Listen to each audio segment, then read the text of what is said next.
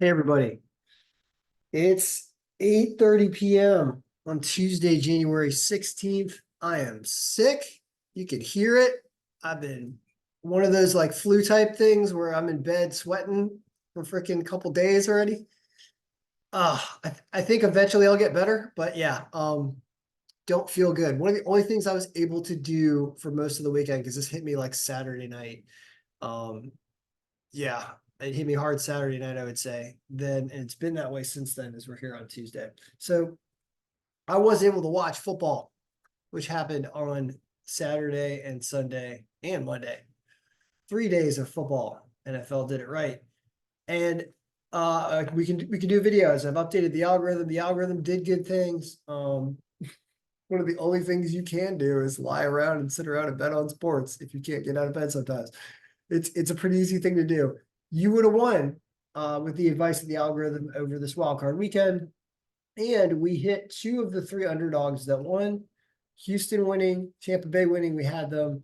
We did not have Green Bay winning. That was pretty incredible, knocking off Dallas. You had to predict that Dak would choke under the pressure and throw a couple of pick sixes in a row. And that was kind of the end of that.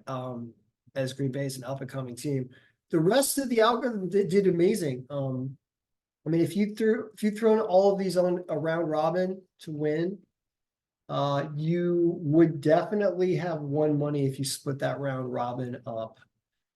There's six of them. It's got a name when you choose six of them. They have funny names when you do the round robins. Point is, this would have been pretty much a winner because you get the two underdogs. The line's not terrible with the Chiefs. The line's not terrible with the Lions, and you lose Dallas. So you don't win on a parlay. Unfortunately, Dallas ruins you there. But I mean, good things with Houston really at number one, putting up a lot of points and dominating this game. Kind of knew the week was going to start well when that happened on Saturday. Kansas City is Kansas City at home. Dallas finds a way to blow it. Detroit wins their first playoff game since the Clinton administration, I believe, or it might have been the Reagan administration. Then they actually won one. It's been a while. There were some weird stats, like you had to be at least 65 to see Detroit win a home playoff game, I think, or something like that. It's nuts. They pull it off.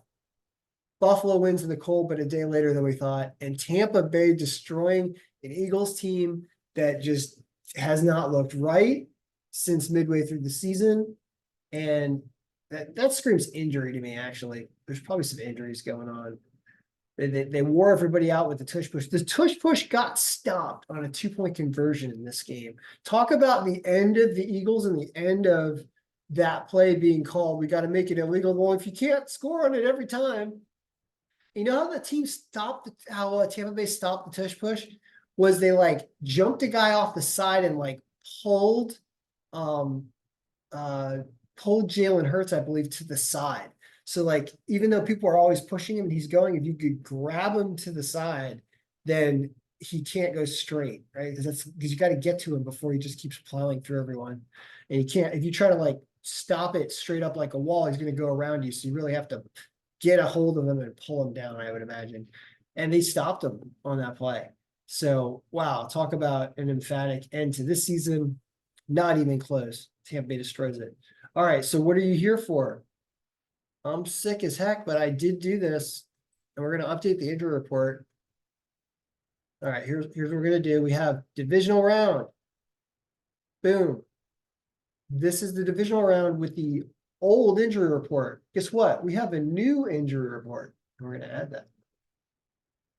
I'm going to add that right now. So I'm going to go grab the new injury report, which I had waiting. And the reason why I do this now is because you change the projected scores that are created because you have a new set of players that are playing because we're updating the current injury report. So as we do that, what ends up happening is this sheet changes and the scores change. So as soon as you refresh the Proj pivot sheet, we have all of our new injury statuses and all of our teams. And now when we refresh, these are the scores we originally had. Now they're this. It's massively different. Massively different. Like crazy stuff has happened, right? based on the injury report from 2 weeks ago, or however old that injury report was. Well, what does it tell us? It tells us that these teams at terrible lines are supposed to win. Niners and Ravens. They have been bet to smithereens. Algorithm agrees with all that. So supposedly the Niners don't choke on Green Bay the way Dallas does because they are a stronger team. They have McCaffrey, they have Deebo Samuel, they got a lot of weapons, and Green Bay's got a lot of hustle, but they're not as good as San Francisco. And San Francisco's been able to rest. So, look at our injuries that we have on Green Bay. Let's see here. Questionable, again, Jalen Reed. Could look into what these injuries are, right? We have to go through the injury report. I mean, clearly they just played a game. These guys are, when they're questionable at this early stage in the week, they're probably going to play, but you've got a team that just played. So these are reasons why things like San Francisco winning this game makes a lot of sense, but very, very difficult to wager on. Spread is terrible, so it's kind of one of those I have to pass over. If you do a parlay with stuff, I guess you put them on there. You put the Ravens on there because they're the Ravens. I am rooting for Lamar hard, but I am scared of CJ Stroud playing so well. So the Ravens are known for defense, and it's going to be one of those where if the Ravens defense wins out and Lamar just plays sort of as well as he normally plays, then this ends up being a 12-point victory. Line's terrible, though. I mean, doesn't it seem like Houston puts up more than 16 points against the Ravens the way that Stroud's been playing? That's my personal opinion from watching games and seeing how confident they were. But once again, the Ravens are known for defense, and Houston was not at home this time. Houston has to go into Baltimore, who was resting. We could also look at injuries that Houston might have from playing that first game because people were going down like flies. Robert Woods, but everybody else is on here. So we got to remove some of these quarterbacks because Case Keenum and stuff is not going to play and things like that. But anyway, that's what we're doing here. So just wanted to give everybody what to do. So it says both these teams win. It just does, but it's very unbettable. So they're, what you do. Now here, all of a sudden, things get interesting. Now we have the Chiefs beating the Bills.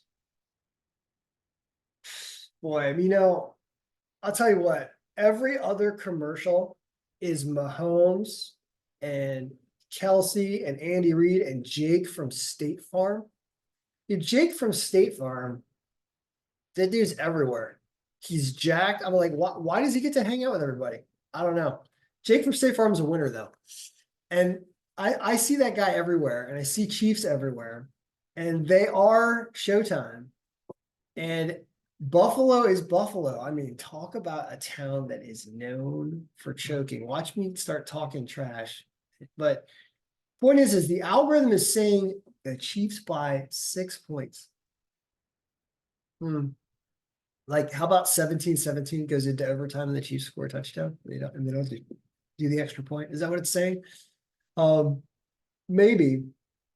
Notice it's understanding the games in Buffalo, and it doesn't give the win score to the Chiefs, but it does give the points to them, just like last week.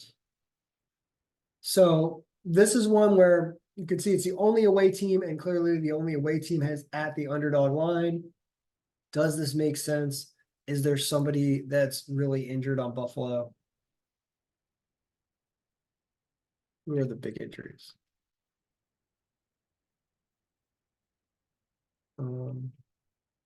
No, not that bad.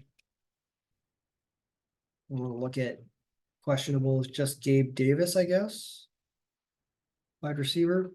Now, Buffalo came out,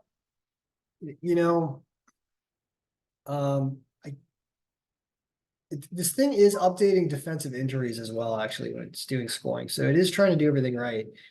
Well, it says the Chiefs won. So there's your underdog of the divisional round. And then you've got Detroit continuing to win, but look at how close this is. I will say that Detroit is a team with a purpose. And what you had with Tampa Bay is Tampa Bay running into an Eagles team that was not the Eagles that we normally think of. And so we'll give credit. I mean, they still have Baker Mayfield in there. Like Detroit is a city on a mission right now. So for some reason they pull it out. I believe it. The line is not great, but if you're going for the 4-team parlay of winners, this right here would probably pay as a parlay like a little over two, like almost 3-1 maybe. Something like that. It's not really all that much because you got these terrible lines up here. But it's interesting to see what it says. There's over under projections. Let's take a look at those. Because that's one thing about last week that was great was that the Tampa Bay game went under. As I said, that was the play on the game for Tampa Bay and the Eagles. So here you've got this high number of 52 creating a high over under total for this game of 50. So that's really difficult to play. Right on the button. Here we have an under in this Chiefs Bills game. I understand why this is a little underpublished. That makes sense. And then we're even further under on this game. So this is where there's some value in over under again, which is really you're awarding Tampa Bay's defense the proper amount in scoring here, and we're bringing these numbers under. So this game probably goes under once again. It's got to go 11 more points than it says to hit that. So anyway, I'm sick. Hopefully I'll get better. That's NFL. Enjoy. May all your picks be winning. It's one thing you can do while you're sick is you can watch Jake from State Farm hang out with every professional. I'm ready. You know what? I think that Jake from State Farm is probably going to steal Taylor Swift away from Travis Kelce. Like she's just going to move on. Like the Chiefs are going to blow this game to the Bills.